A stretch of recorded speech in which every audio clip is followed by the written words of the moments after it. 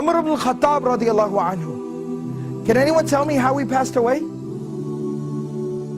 He was stabbed while he was leading the prayer. Alright, he was stabbed while he was leading the prayer. The narration goes on to tell us that Umar radiallahu anhu has this big open wound. He has literally a hole in his stomach.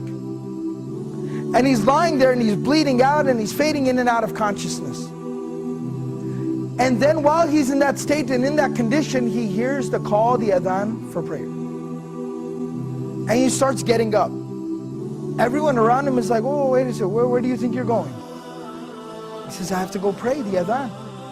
I have to go and pray, it's the adhan. And he said, you're dying. You have a hole in your stomach. What do you mean you're going to go pray? And he says that, I remember the Prophet ﷺ telling me that there's no deen for the one who doesn't pray. That the salah is like the head and the body. I have to go and pray.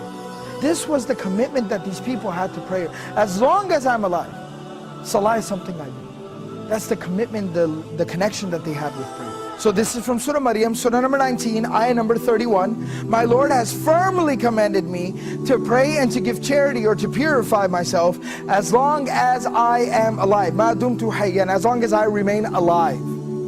This is a statement of Isa alayhi salam. This is a very powerful reminder about our approach to prayer and how we approach prayer and how we perceive and think and how we implement prayer in our lives. You see, we're supposed to pray, it's saying, as long as I am alive. Till my last breath, I am committed to salah, to prayer. Now what does that exactly mean? It means no matter what comes up, prayer is something that I will hold on to till my last breath. I will concern myself with till death. And the Prophet ﷺ demonstrated this. He lived this. Now this isn't just theory, this isn't something just fancy to say. It's not just a fancy slogan. The Prophet ﷺ lived it. You know, about a week before the passing of the Prophet ﷺ, he fell very ill. He became ill. And the Prophet ﷺ was incapable of standing up and even walking on his own very soon after.